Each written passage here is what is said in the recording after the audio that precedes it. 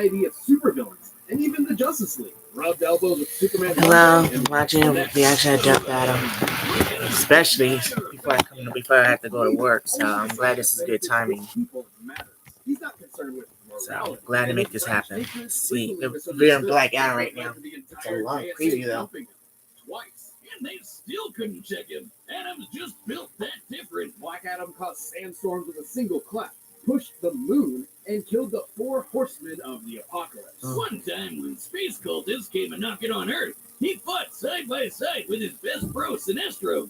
Afterward, when the Yellow Lanterns dipped and took their rings with them, Sinestro let Black Adam keep the one he got.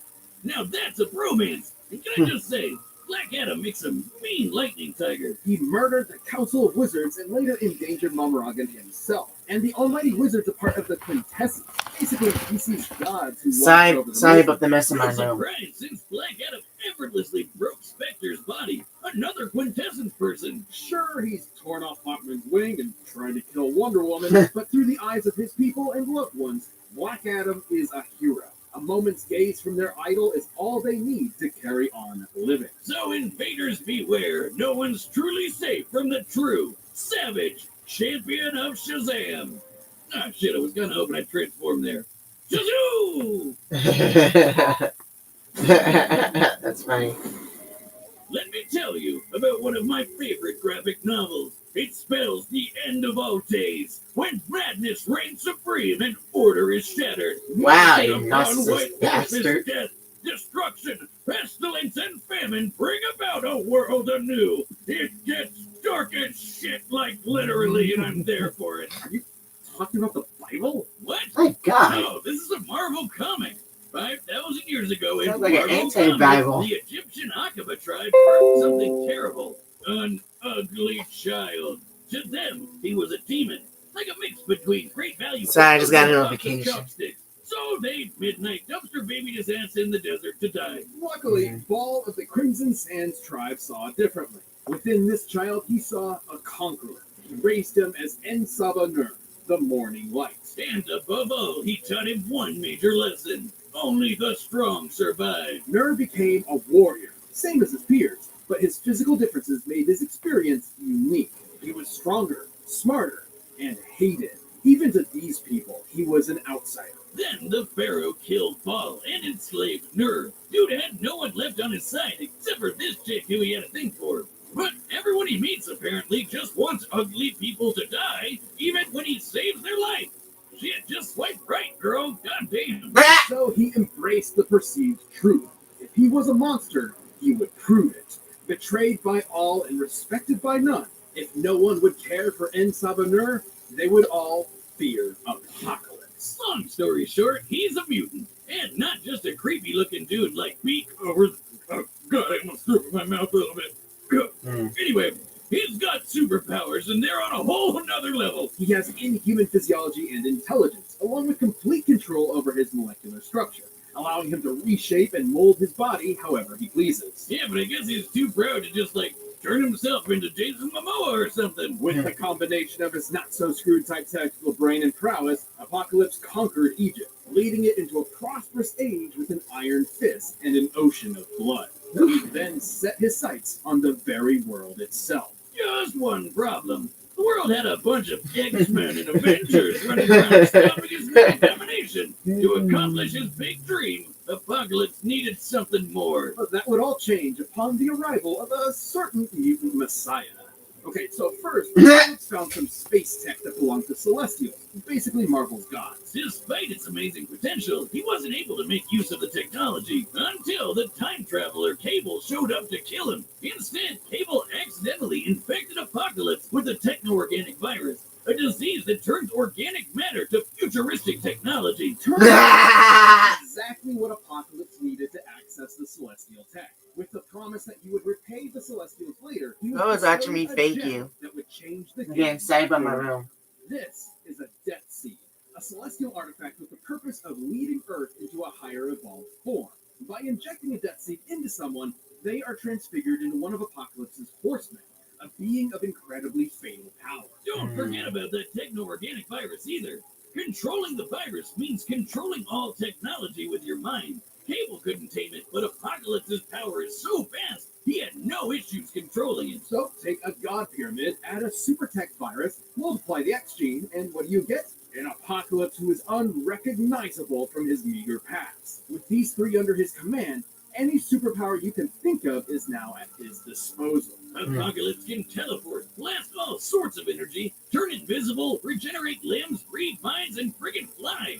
Look at him whiz! He's got his hands behind his back and he just doesn't give a shit. And most impressive is his ability to siphon energy. He once absorbed Cyclops' laser with his bare hand, the same laser that can split planets. It wasn't long before the virus incorporated technology into his molecules. With mere thoughts, he can construct fake bodies, entire robot armies, and even morph himself into a kaiju. At his peak, virtually no one stands a chance. On a bad day, Apocalypse bodied 6 of the strongest X-Men in a minute. His telepathy alone contends with Jean Grey, one of the greatest psychics in Marvel. He's out-muscled and outpaced both Hulk and Thor. And we all know how crazy those two are. We're talking about heroes able to destroy the Marvel Universe. And in an alternate timeline, Apocalypse even slaughtered a Celestial with his bare hands. His bare freaking hands! Wow. Way to pay him back for that solid they did you, bro. With that Death Seed in tow, it's hard to attribute Apocalypse as anything but a force of nature. Wow, Apocalypse sounds like a major problem. Beings capable of fighting the Phoenix Force, a cosmic entity and the primal force of light. In fact, Dr. Doom claims the Death Seed is directly comparable to the Phoenix itself. So much pain. So many bodies. Apocalypse is an agent of war and has the scars to back it up. And even when someone manages to take him down, so long as he's got blood, metal, and that Death Seed, he'll just keep coming back again and again and again. Ball would be proud. For what is more inevitable and more dramatic take away those powers of humans than the Apocalypse himself? Why does he need to take away those powers? Death Battle is sponsored by Mint Mobile. This sounds pretty interesting. I'm not sure who's gonna win. I say Black Adam because he's just extremely overpowered. So I'm gonna see. I'm just faithful that this thing decides to come on before I gotta start working everything. So no, we're wasting time already. Hopefully this is gonna be a good match. Mint Mobile's wireless quality is especially impressive, and as a world-class mad scientist, I'm pretty big. By the way, yeah, I'm probably gonna change the video. I had to put up what I can put up because the thing was on. I'll see what I can do when I edit it, but I'm gonna be busy today.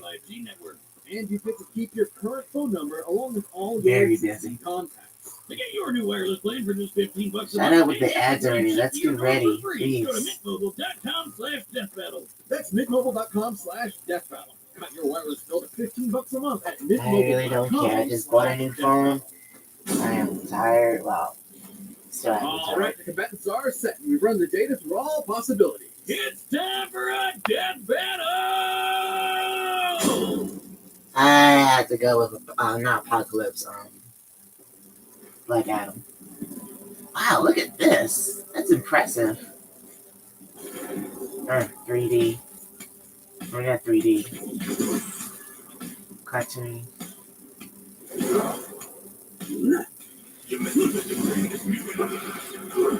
Just getting started, huh?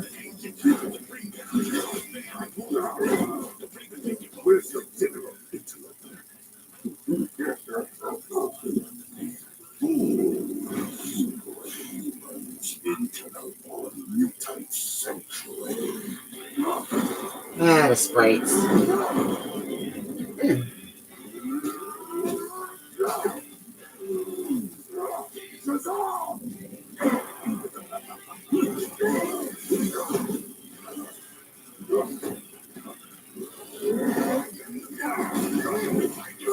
These not bad, just the sprites though.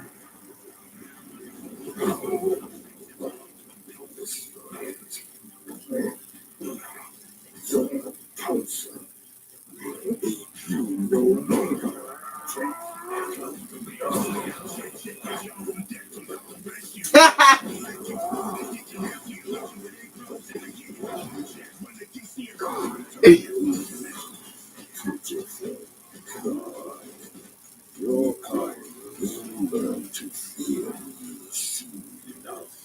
No, it's to fear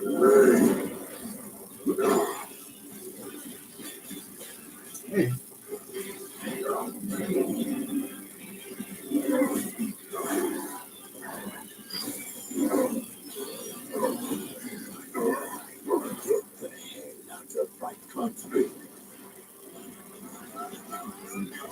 Not a good idea to be big.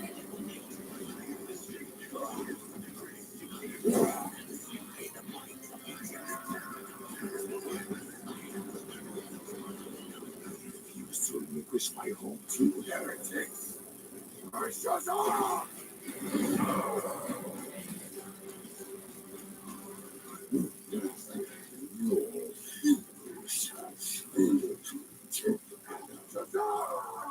Oh no! Oh, me. That is so merciless.